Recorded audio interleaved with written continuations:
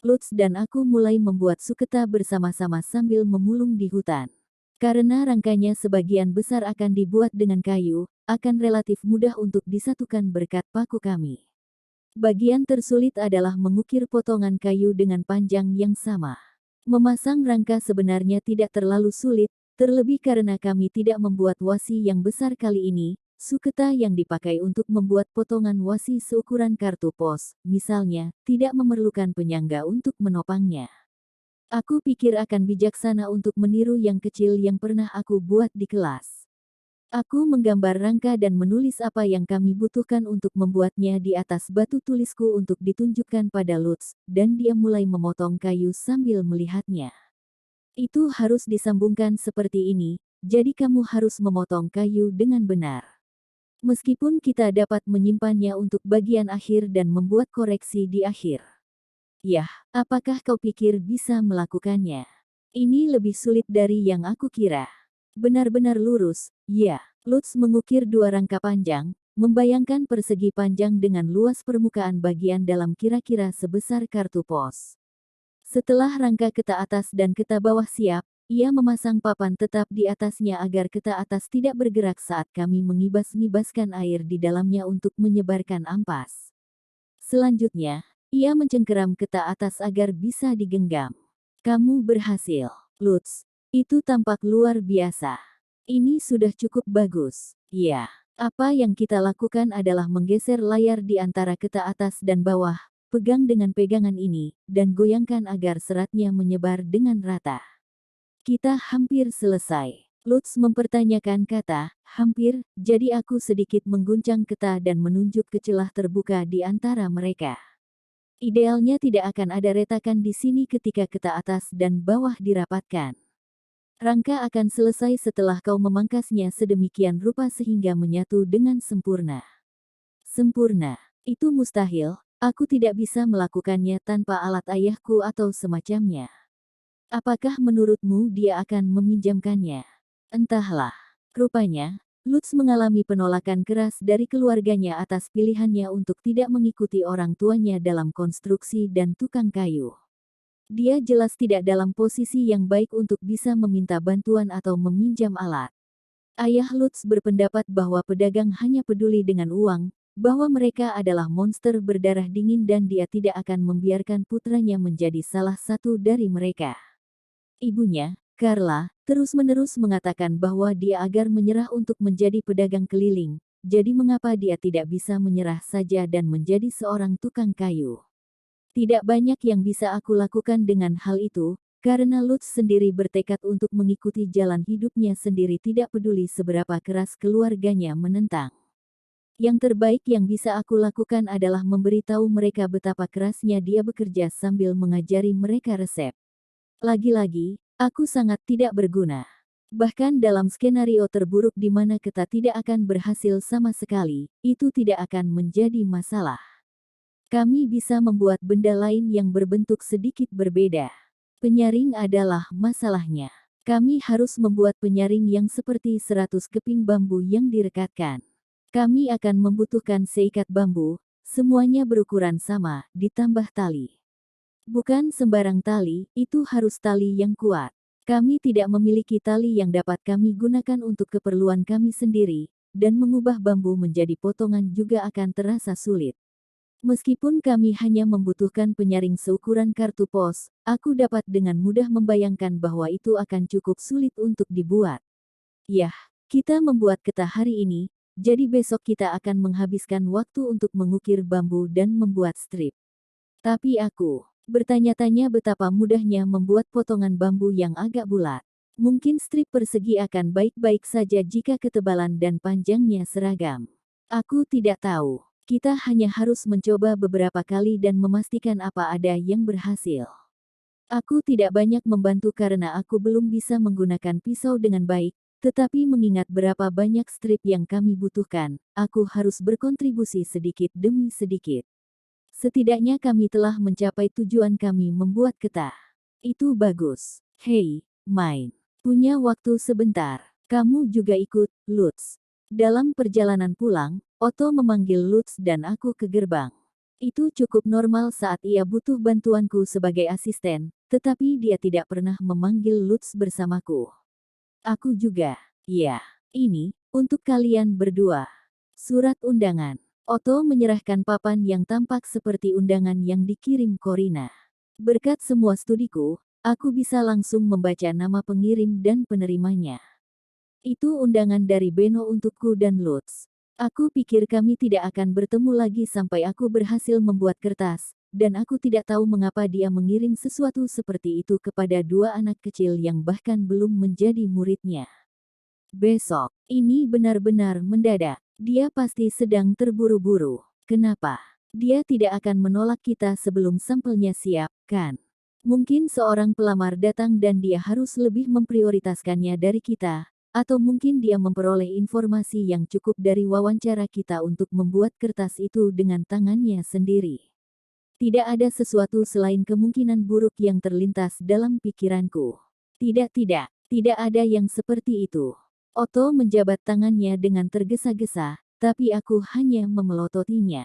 Dia pasti tahu sesuatu. Paman Otto, apa kau tahu kenapa dia mengirim ini? Ah, yah. Beno melihat rambut Corina dan dia benar-benar mengoreknya dengan banyak pertanyaan. Aku akhirnya menceritakan semua yang aku tahu, dan sekarang dia ingin bicara denganmu. Kalau begitu ini semua salahmu, Paman Otto. Kenapa kamu memberitahunya tentang ini? Apa yang aneh dari seorang suami yang membual tentang betapa cantik istrinya? Wow, apa dia membual hanya untuk membalas dendam padaku karena mengambil paku-paku itu? Yah, bahkan jika aku meneriaki Otto karenanya, surat undangan sudah ada di tanganku. Aku harus pergi jika aku ingin dia menerimaku sebagai murid. Di atas kertas ini hanya undangan makan siang, Lutz, jadi kita mungkin akan makan makanan yang sangat mewah. Oh, iya, aku pasti ikut. Motivasi Lutz melonjak dalam hitungan detik. Rakyat jelata pasti merasakan lapar sepanjang waktu dan akan mengambil setiap kesempatan untuk menikmati makanan mewah. Secara pribadi, bahkan aku tertarik dengan jenis makanan yang dimakan orang kaya. Undangan itu mengatakan untuk pergi ke perusahaan Gilberta setelah bel keempat, tapi aku tidak tahu di mana tempat itu. Di mana letak perusahaan Gilberta? Kami tidak tahu tempat itu. Perusahaan Gilberta adalah toko Beno dan lantai pertama kediamanku. Otto tinggal di lantai 3 rumah keluarga Corina, dan itu diatur karena sang kakak yang mengkhawatirkan adik manisnya. Dengan kata lain, Corina adalah adik perempuan Beno, yang membuat Otto menjadi kau adik iparnya. Otto tersenyum. Jika mereka saudara kandung, akan wajar untuk berasumsi bahwa semua yang kukatakan kepada Otto telah bocor ke tangan Beno. Keinginan untuk berdebat terkuras dariku. Keesokan harinya, Lutz dan aku mengenakan pakaian terbersih yang kami miliki dan berangkat menuju ke toko Beno. Setelah melewati pelataran, sekeliling kami menjadi semakin mewah saat kami berjalan. Lutz tampaknya tidak pernah berjalan melewati pelataran ke dinding bagian dalam sebelumnya. Dia melihat ke segala arah. Ini, sesuatu yang berbeda. Ini kota yang sama tapi semuanya benar-benar berbeda. Aku juga sangat terkejut ketika pertama kali pergi ke tempat Otto. Jika kota ini sudah berbeda, aku yakin mereka makan beberapa sesuatu yang gila di sini. Aku terpacu, kata Lutz dengan seringai polos. Aku menghela nafas dan memberinya peringatan. Lutz, berhati-hatilah dengan cara makanmu. Dia pasti akan mengawasi kita untuk memeriksa apakah kita memiliki tata krama meja. Apa? Caraku makan. Aku belum pernah dengar tentang tata krama. Apa yang kamu bicarakan? Sejujurnya, aku juga tidak tahu. Atau lebih tepatnya, aku tidak tahu apakah dunia ini akan memiliki perilaku yang sama seperti yang aku ketahui dari Jepang. Aku hanya punya satu rencana untuk ini. Jika kamu tetap tenang dan meniru cara Beno makan, kamu akan baik-baik saja. Sekarang aku menjadi gugup. Kami berdua, gugup terhadap apa yang menunggu kami, berjalan sambil berpegangan tangan. Kami tiba di perusahaan Gilberta sebelum bel keempat berbunyi. Karena undangan menyebutkan setelah bel keempat, kami harus menghabiskan waktu di dekat toko. Apa yang harus kita lakukan? Aku pikir sekarang adalah kesempatan yang baik untuk melihat-lihat toko. Kita tidak tahu apa-apa tentang apa yang Beno jual, berapa banyak karyawan yang dia miliki, atau pekerjaan apa yang dilakukan murid-muridnya. Kau benar. Mengumpulkan info tentang tempat kerja yang potensial adalah hal yang wajar bagiku, tetapi dunia ini tidak memiliki internet atau semacamnya. Jika menginginkan informasi, kau harus menggali rumor atau melihat kebenaran dengan mata kepalamu sendiri. Tidak ada hal lain yang bisa kau lakukan. Dalam keadaan normal, kau akan mempelajari informasi tentang tempat kerja melalui koneksi orang tua dengannya dan melalui orang yang berpotensi mempekerjakanmu. Tetapi Otto dan Beno menyembunyikan hubungan mereka sebagai mertua, jadi aku tidak bisa mempercayai Otto untuk memberitahuku apa yang ingin aku ketahui. Lagi pula, selama pertemuan itu, Otto memperkenalkan Beno sebagai kolega lama pedagang keliling. Mungkin karena mereka berdua bermaksud menolak kami, mereka tidak menjelaskan apapun tentang pekerjaan itu. Aku tidak ingin melewatkan kesempatan untuk memikirkan hal ini sendiri. Tidak banyak yang dijual di sini. Pelanggannya juga tidak sebanyak toko-toko di pasar. Apakah itu benar-benar menghasilkan uang? Perusahaannya pasti menguntungkan. Tokonya super bersih dan semua karyawannya terlihat sangat menawan. Dinilai dari seberapa profesional mereka bertindak, aku bisa menebak bahwa pelanggan utamanya adalah orang kaya, atau bahkan mungkin bangsawan. Bahkan pria dengan penampilan penjaga yang berdiri di depan toko itu mengenakan setelan yang jauh lebih mewah daripada pakaian kami. Itu adalah bukti bahwa perusahaan itu akan menarik pelanggan kelas atas yang memperhitungkan penampilan. Dunia mereka sangat berbeda dengan dunia kami. Lutz dan aku harus melewati berbagai rintangan untuk bekerja di sana. Ding, ding. Lonceng keempat berbunyi di seluruh kota, menandakan bahwa hari sudah siang. Toko segera mulai tutup. Aku tidak tahu apa yang harus dilakukan jika itu ditutup sepenuhnya dan tidak ada orang di sekitar. Aku buru-buru berjalan mendekati penjaga, yang masuk ke dalam, dan memanggilnya sambil memegang surat pengantar. Permisi, kami diundang ke sini untuk makan siang oleh Beno, tetapi tidak tahu harus berbuat apa. Bisakah Anda membantu kami? Tenanglah, jangan terlalu panik. Dia memberitahuku tentang kalian berdua. Tunggu di sini sampai toko tutup. Tampaknya pada siang hari toko tutup dan tidak termasuk satu orang pada shift siang, semua karyawan pergi untuk makan siang. Aku tidak perlu terburu-buru sama sekali. Aku hanya harus bicara dengan orang pada shift siang. Tak berselang lama toko itu pun tutup. Setelah semua karyawan pergi, orang yang sedang bertugas di shift siang membawa kami jauh ke dalam toko. Tuan, Anda punya tamu. Ya, bawa mereka masuk. Kami dibawa ke sebuah ruangan yang langsung aku kenali sebagai ruangan yang digunakan untuk mengadakan diskusi bisnis. Ada kursi dan meja kecil yang tampaknya dirancang untuk wawancara. Ada rak di dinding samping yang penuh dengan barang-barang yang tidak kukenali. Beno sedang duduk di meja administrator yang di belakangnya ada rak yang penuh dengan papan kayu dan potongan perkamen. Tunggu, apakah itu rak buku? Rak buku mungkin bukan kata yang tepat karena tidak ada buku di dalamnya, tapi tetap saja, itu adalah serangkaian rak yang penuh dengan benda-benda yang dibekali dengan kata-kata tertulis di atasnya. Aku mulai melayang ke arahnya, tetapi Beno berdiri di depanku dan membuatku berhenti di tempat. Kuharap kalian berdua tidak keberatan karena ku panggil ke sini. Hanya saja ada sesuatu yang kupikir sebaiknya kita bicarakan lebih cepat daripada nanti. Apa itu? Ayo makan dulu. Bicaranya bisa nanti setelahnya. Beno menunjuk ke sebuah kursi, yang aku duduki sambil menatap langsung ke benda mirip rak buku pertama yang kulihat di dunia ini. Lutz duduk di sebelahku, terlihat sedikit gugup. Sebentar lagi datang. Beno membunyikan bel di meja 3 kali. Sebuah pintu di bagian dalam ruangan terbuka dan seorang wanita membawa sepiring makanan masuk ke dalam. Rupanya pintu itu mengarah ke tangga yang terhubung ke lantai 2. Selamat datang, Nona Main dan Tuan Lutz. Aku harap kalian menikmati makanannya. Aku pada awalnya berpikir dia adalah istri Beno, tetapi dinilai dari fakta bahwa dia tidak memperkenalkannya, dia mungkin hanya seorang karyawan atau mungkin pelayan. Aku berkata, terima kasih, sebagai balasan dan mengintip peralatan makanku. Kami hanya diberi piring, garpu, dan sendok. Peralatan makannya tidak jauh berbeda dari yang kami gunakan di rumah, dan hanya Beno yang memiliki pisau. Tampaknya makanan yang dimakan di sini ditentukan sepenuhnya oleh Beno, tuan rumah. Salad dan daging ditumpuk di piring kami dengan semangkuk sup yang diletakkan di dekatnya. Makan saja. Lutz telah melakukan yang terbaik, tapi begitu dia mulai makan, peringatanku langsung keluar dari kepalanya. Dia praktis mendorong makanan ke wajahnya.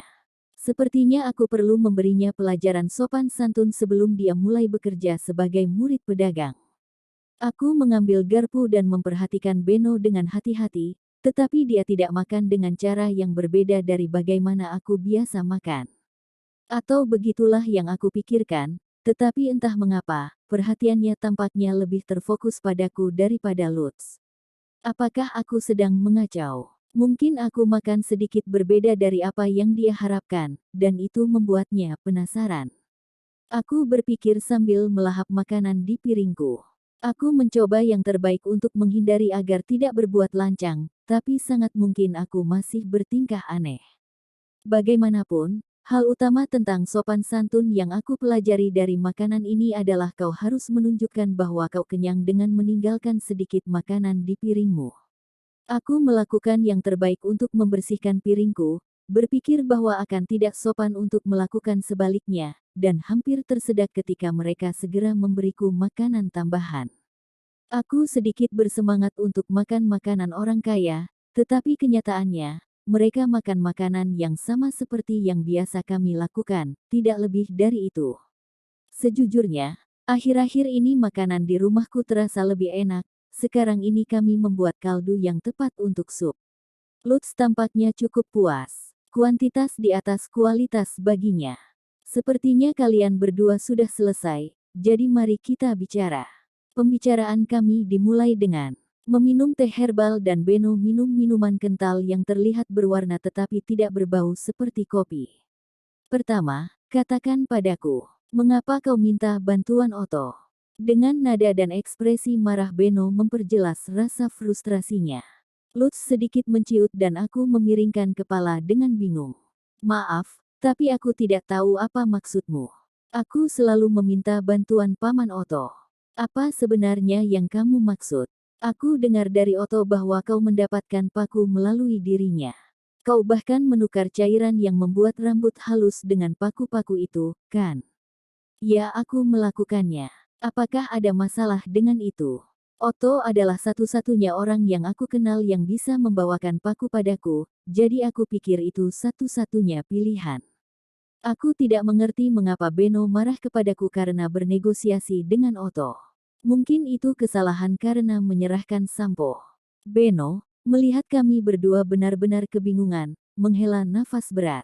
Dari sudut pandang pedagang, kalian berdua seharusnya meminta bantuanku terlebih dahulu. Itu hanya sesuatu yang logis. Seharusnya kami meminta bantuanmu, Tuan Beno. Dia memberikan anggukan tegas, yang berarti bahwa itu mungkin masuk akal baginya, tetapi aku pribadi tidak setuju. Kenapa begitu? Kami belum magang atau apapun. Jika membuat kertas adalah ujianmu pada kami, aku pikir akan salah jika kami meminta bantuanmu. Salah. Jika kau membuat kertas, kau akan menjadi muridku dan kertas itu akan dijual di tokoku. Jadi, kau harus datang kepadaku untuk meminta bantuanku terlebih dahulu.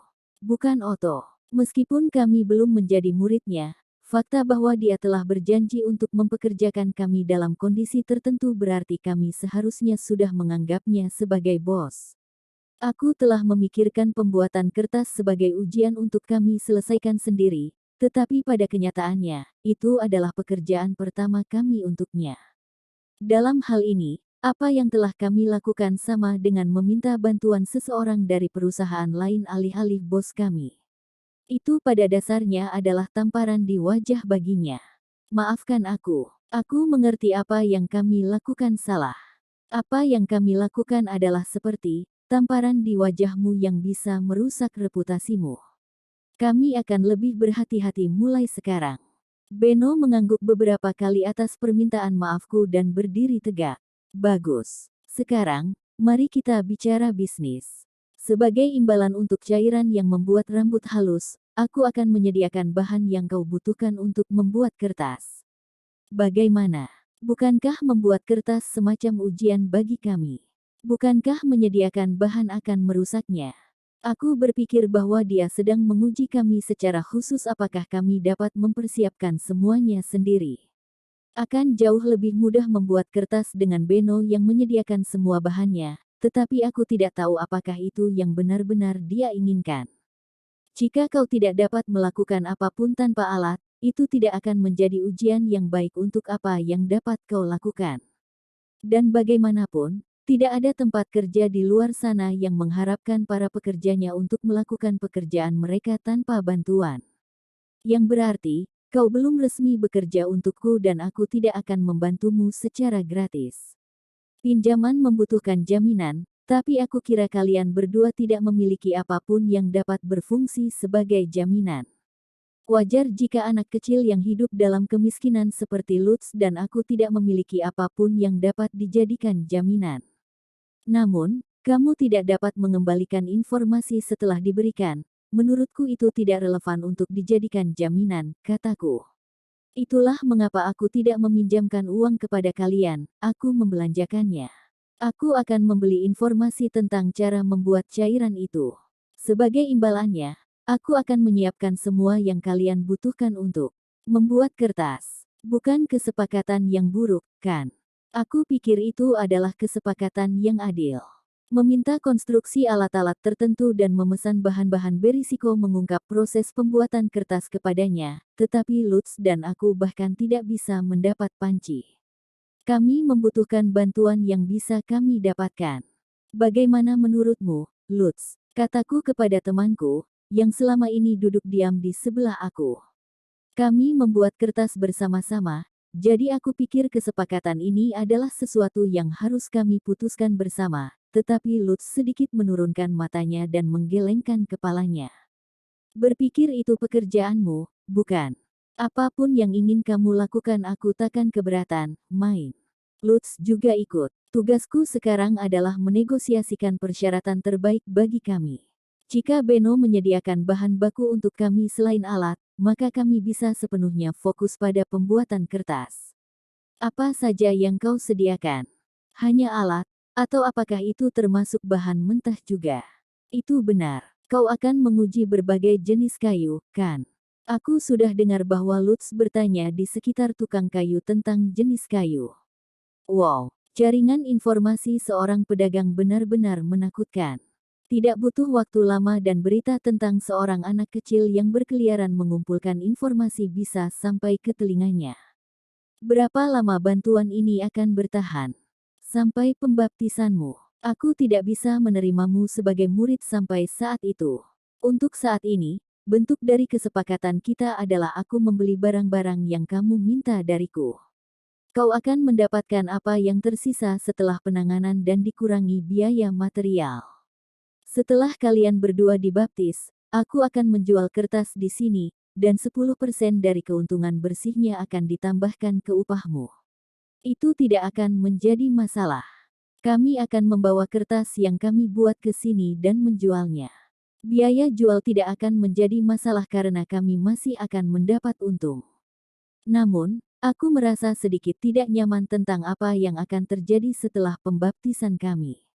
Aku menghargai bahwa laba bersih akan ditambahkan ke upah kami, tetapi bagaimana jika dia memecat kami?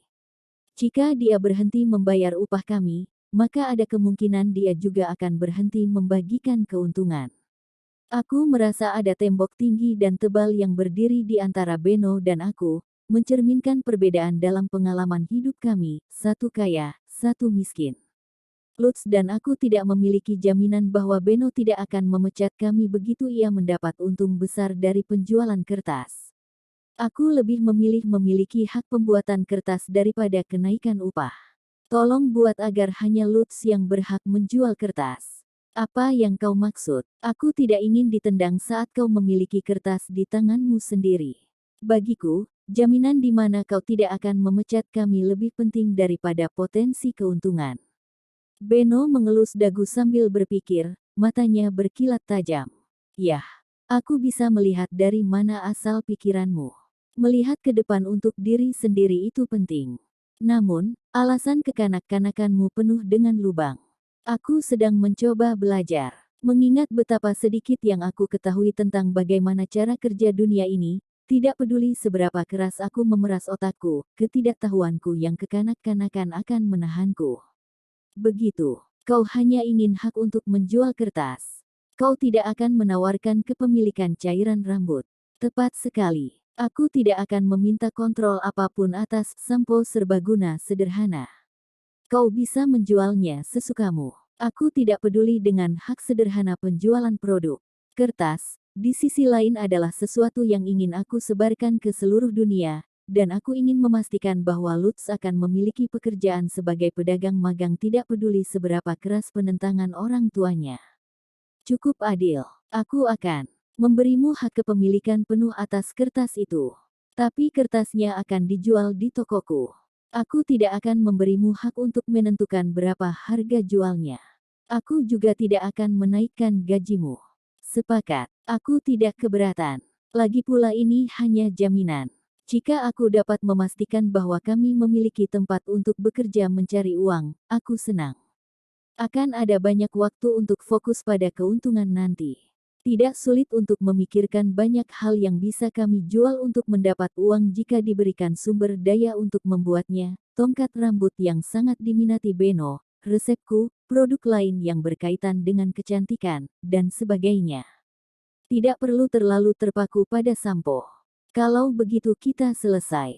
Aku ada urusan di Villa Bangsawan sore ini. Aku akan kembali di malam hari. Sementara aku pergi, tuliskan pesanan suplai untuk apa yang kau butuhkan. Tulis semua yang kau butuhkan untuk membuat kertas. Aku senang bahwa segala sesuatunya berjalan begitu cepat, tetapi aku belum belajar bagaimana menulis pesanan suplai. Aku tidak tahu bagaimana cara menulisnya. Aku akan meninggalkan seseorang di sini untuk mengajarimu. Jika kau selesai sebelum sore hari, aku akan memberimu beberapa informasi bagus.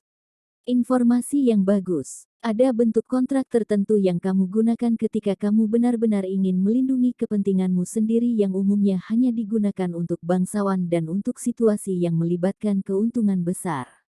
Aku berani bertaruh kalian berdua tidak pernah melihatnya sebelumnya. Itu tidak digunakan di pasar. Aku akan menjamin hak kertas kalian dengan sesuatu yang tidak dapat dilakukan oleh kesepakatan lisan. Memang benar bahwa aku menginginkan kontrak yang ditandatangani daripada kesepakatan lisan, tetapi aku tidak menyangka Beno menyarankannya sendiri. Bukankah akan lebih nyaman bagimu jika ini hanya kesepakatan lisan, Tuan Beno? Beno menggelengkan kepala dan tersenyum. Kontrak ini juga akan menjamin kepemilikanku atas sampo serbaguna sederhana. Aku tidak ingin kalian berdua ikut campur begitu keuntungan mulai mengalir. Kau mendapat kepemilikan penuh atas satu hal, tetapi kau benar-benar dan sepenuhnya kehilangan kepemilikan atas hal lain. Terima kasih banyak. Kami hanya bertemu 2 kali dan jelas bahwa kami berdua belum sepenuhnya mempercayai satu sama lain. Kontrak yang ditandatangani jelas akan menguntungkan kami berdua. Ketika karyawannya mulai kembali dari makan siang, Beno menginstruksikan salah satu dari mereka untuk menjadi instruktur kami. Dia adalah seorang pria yang berpakaian sangat mirip kepala pelayan sehingga aku mendapat dorongan untuk memanggilnya Sebastian. Mark, ini Main dan Lutz. Ajari mereka cara menulis pesanan suplai. Awasi mereka sampai aku kembali. Sesuai keinginan Anda, Tuan. Beno bersiap untuk pergi, memberikan perintah kepada berbagai karyawan lain juga. Dia berputar ke kanan sebelum keluar dari pintu dan bicara kepada Mark. Oh, ya, Mark. Siapkan kontrak sihir sebelum aku kembali. Apakah dia baru saja mengatakan sihir kontrak? Kedengarannya seperti itu. Apa? Tunggu, apa selama ini aku di dunia fantasi?